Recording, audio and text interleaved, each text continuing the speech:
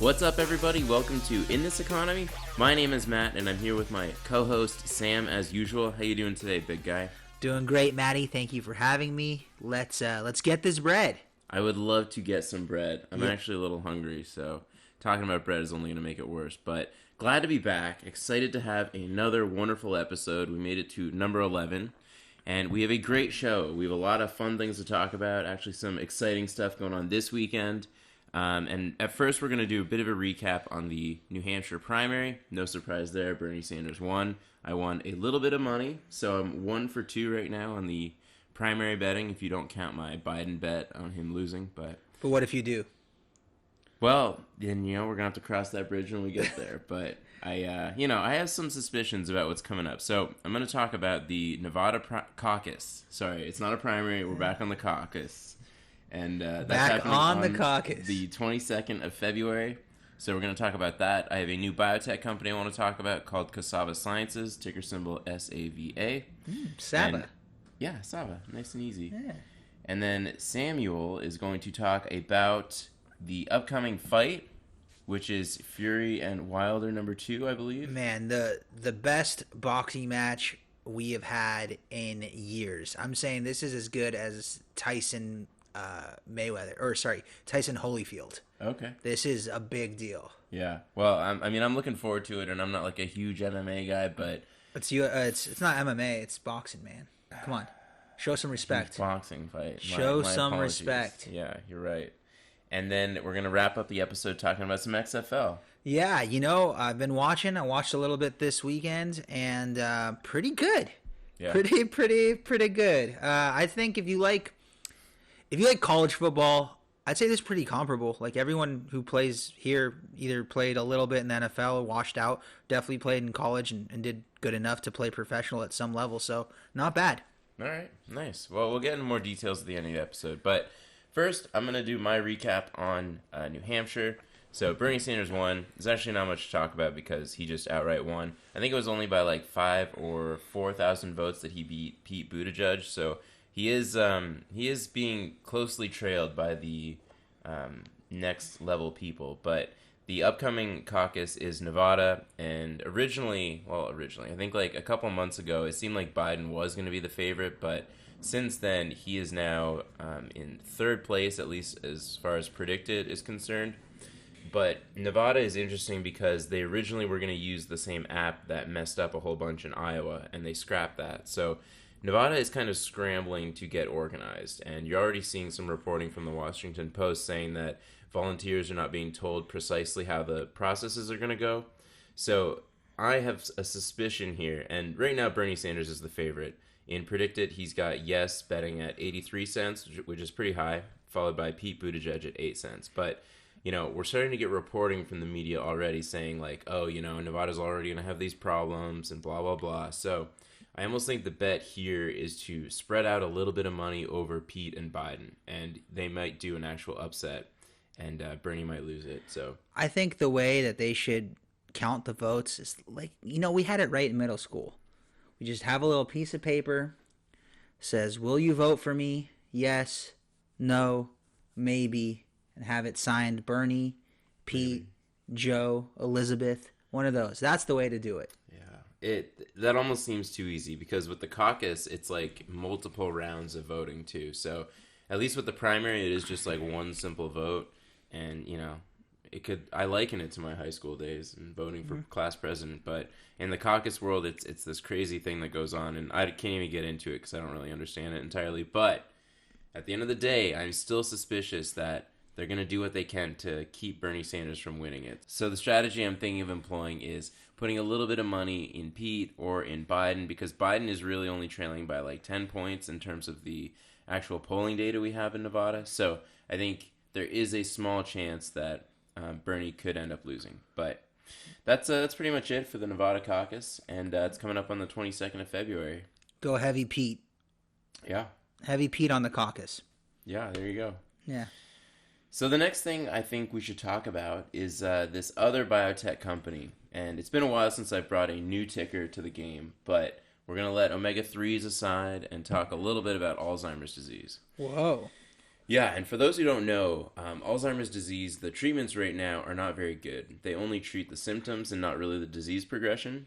So what Cassava Sciences has today is a compound that is hoping to actually modify the disease as it progresses. And they're trading right now at $7.26 a share, although that could change by the time you listen to this podcast. And their market cap is around $125 million. So they're small. They're ready to go. Yeah, it's a very small company right now. But they have an asset. It's called PTI 125. And they're hoping that after a 28-day treatment, they're going to show a difference in cognition and memory. And they released some phase 2A data that showed that there are differences in the biomarkers of these patients after they're on this drug. So they're following this up with phase 2B data that should come out in the middle of 2020. And they're hoping that it's going to show a change in cognition and memory in the right direction. So, for a company that's only 125 million in market cap, I think the latest blockbuster drug, or one of the blockbuster drugs, called Aricept, made around $2 or $3 billion at its peak per year. So you can imagine that if Cassava Sciences does see very good phase 2B data, their company would be valued significantly higher than 125 million that it is today. So this is very high risk and very high reward if it does pay out. We're talking 10x. Yeah. I mean, you could easily imagine the asset. 10 to 20x. Yeah, you could easily imagine the asset being that valuable if, in fact, the data is positive. So the odds that the data is actually positive, it's not very high, I got to be honest, because these Alzheimer's trials, for only doing a 28-day study, is very short. A lot of times, cognition and memory, they need to go on these drugs for, upwards of a year sometimes. So there's definitely a very high chance this doesn't pan out. But I figure if you guys want a juicy biotech stock, this is one that you should play. This is well, the trial is going to have positive effects for the most part, even if it's not really conclusive, right? Because if it's 28 days, it's not enough time, but it is enough time to pump that stock with good trial results. So it's pretty good. In the spirit of Alzheimer's, I'm calling this the forget about it stock of the week. God, yeah. I mean, that's fair. Yeah. And really, at only $125 million market cap, it's pretty generous right now. They also have a diagnostic test that they're working through for Alzheimer's disease, so I think it's not too bad. I'm probably going to pick some up if the stock dips into the sixes, but I'll be sure to update you guys because we do some time before the mid-2020 readout. I'm buying tomorrow morning. I like it sub $8. I'm going to go heavy on the shares. All right. Let's go. Yeah, so that's what I got for biotech for you guys. With all that, I got some extra change in my pocket thanks to our friends at Ethereum lately. I don't know if you guys have been paying attention. That bad boy is still going up. It's at 265 last I checked. Right now it's Monday, the 17th of February, President's Day. Happy President's Day. Yeah, go Trump. So, again, I don't think that Ethereum is a bad buy. It's still pretty good. It's not as good as it was at, say, 200. But still a good buy. I think there's still a lot of room for growth. Let's keep it moving. All right. Love it. Yeah, had to add it. Yeah. I mean, I'm still holding some Ethereum, so I'll eagerly watch the market as it climbs up back to my cost basis. All right, fair enough. Is it football time? Yeah, let's hit us with what you got, big guy. Man. Okay, so I've been real skeptical about the XFL. And then the reports came out pretty positively after week one. Seemed that Twitter was a big fan of the XFL. People seem to like the rules. People seem to think the quality of football was pretty good.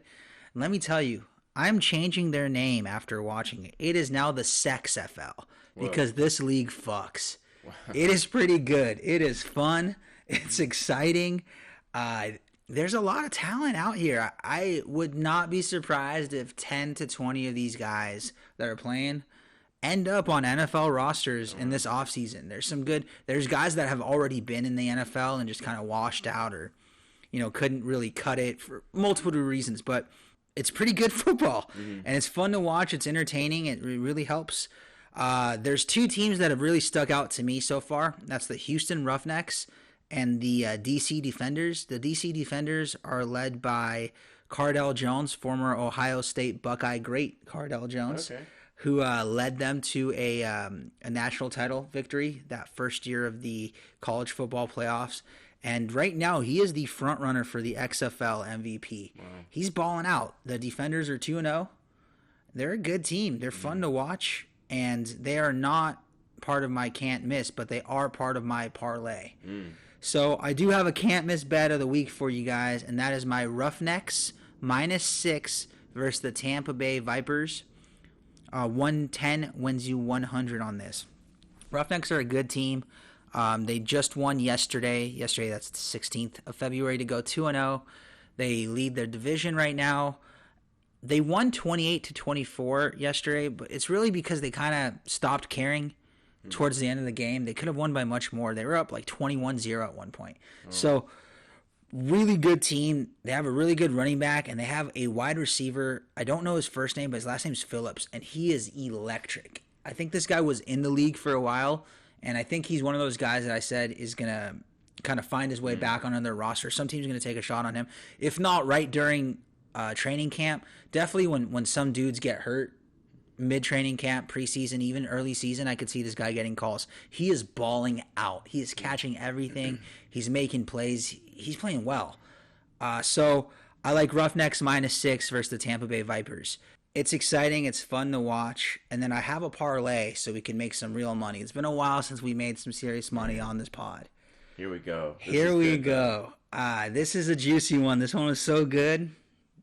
I had to take it. Take it? I had to take it when I was writing this down. Yeah, so I got Roughnecks -6, so same thing as my can't miss parlay. Then I got the Seattle Dragons, led by quarterback B.J. Daniels. Okay. So I got the Dragons plus 4.5, means they could lose by up to 4 points. I think they'll end up winning, actually, but for some reason XFL doesn't allow you to do money line bets. It's all spread. And then I got the DC Defenders -8. Pretty big spread, obviously. They got to win by 9 points to hit this parlay. But, man, in Cardell I trust. This guy's good. It's a damn shame he stayed in college one extra year after he had won the national title. He was widely considered to be the #1 overall pick after that season. He decided to stay in college. Very bad career move. And his stock dropped like crazy. He did get drafted in NFL, I think, but it was a very low round pick, and he kind of washed out. But he is definitely getting his wings back. He's getting his footing back, whatever you want to phrase it at. He's coming back. He's playing great. He looks like a professional quarterback, and he's athletic, and he knows how to win. So there's another one of those guys that I think is going to find his way back in the NFL because of the XFL. So I got Defenders -8, Dragons plus 4.5, and Roughnecks -6. $100 wins you $600. That's not bad. Ride with me. Yeah, I mean, for only 3 games? Yeah, 3 games. That's pretty good. Not bad. Yeah. So there's only eight teams right now. So only 4 games a week. Right. So not a lot. Yeah. But they're just dipping their toes in the water right now. But it's been pretty fun to watch. Yeah. Is there anything? Are they like younger players than NFL? Not necessarily. No. Just kind of a lower tier. Lower tier, yeah. It's being shown as, professional football. And it is professional football. But it's a tier lower, right? The best way to put it, and the way I could really explain it, if you are a fan of college football, these guys are the better players in college football. Okay, so if you're sitting there watching like Temple play Wake Forest on a Saturday afternoon, you have no reason not to watch the XFL. These guys are better than those guys. Yeah. So nice. That's how I pretty much say it. They're not as good. They're not the superstars that were in college because those dudes were in the NFL. But these guys are pretty good. It's good football, and I'm a noted college football hater. I actually don't like it. I always say my general rule is I'll see the good ones in the NFL. This is, in my opinion, a tier up. The coaches are really good. Well, not all of them, but some of them are good, and it's fun to watch. Yeah. So get in with it. And then I have a bet for the boxing match this Saturday that I am pumped about. Like I said, this is the most exciting fight, in my opinion, since Evander Holyfield and Mike Tyson. So there's some history between these two guys, right? Correct, yes. So they both hold heavyweight titles, and they're both considered up there in the pantheon of heavyweight fighters. Fury actually beat Klitschko, which is a big deal. Klitschko, for a very long time, led led heavyweight boxing for a really long time. He's just a Russian stallion that could not be beat, and Fury beat him. And Wilder, they call him the Bronx Bomber. This guy can hit. He knocks out everyone. He's actually never lost a fight. And the only fight he has not won was against Fury. You and I were actually watching that fight together. It went all 10 rounds, and it looked like Fury got knocked out. Yeah. It was crazy. Fury looked like he was winning that fight actually from a technical basis. He really did. It looks like Fury was going to beat Wilder. And then Wilder just hit him with a huge right, and he was out. You could see as he was falling, his eyes rolled back in his head. And then he got up like an absolute animal. Yeah. Like an absolute animal. So he got up, and that ended up being a split decision fight. And this first fight was over a year ago now? Yeah, it was over a year ago. Just over a year ago. And they haven't fought anybody since? They have. They both fought since, and they both won. Really? Okay. They both won. They've crushed. I think, they both just destroy their opponents. Yeah. They're really good. But then getting back into They're back into it. And you know what? The line on this is crazy. Like on most Wilder fights, he is a heavy favorite. I'm talking about minus 500, minus 600. So again, when I say minus 500, minus 600, that's a 6-1 favorite, meaning you have to put down $600 or $500 to win $100. Yeah.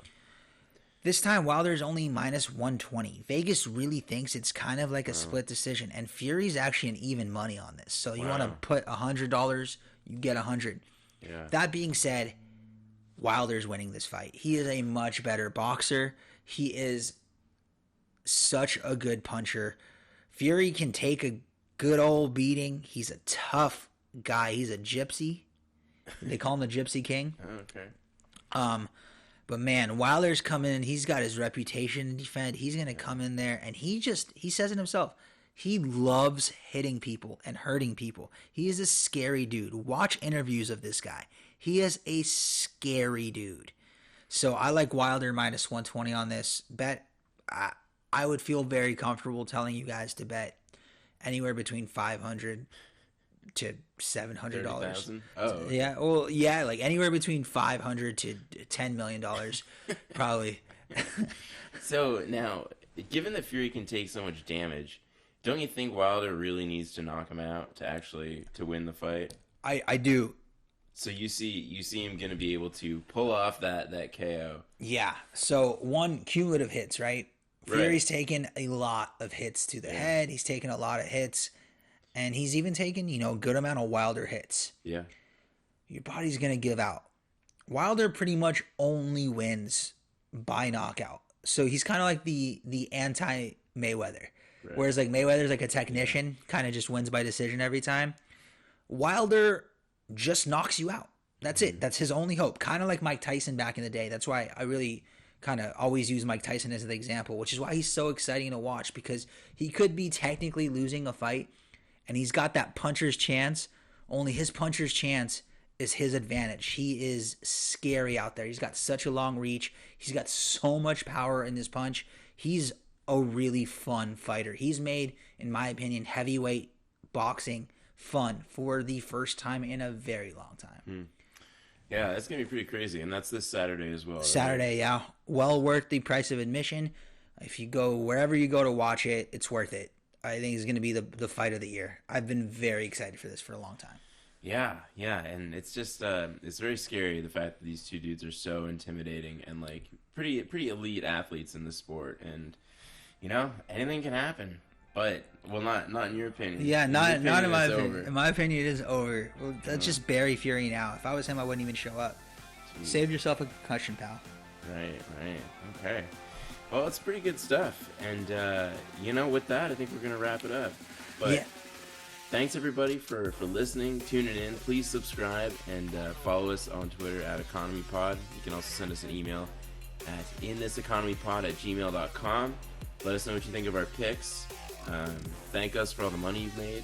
And with that, please tune in next week, and we'll see you then. Enjoy the XFL.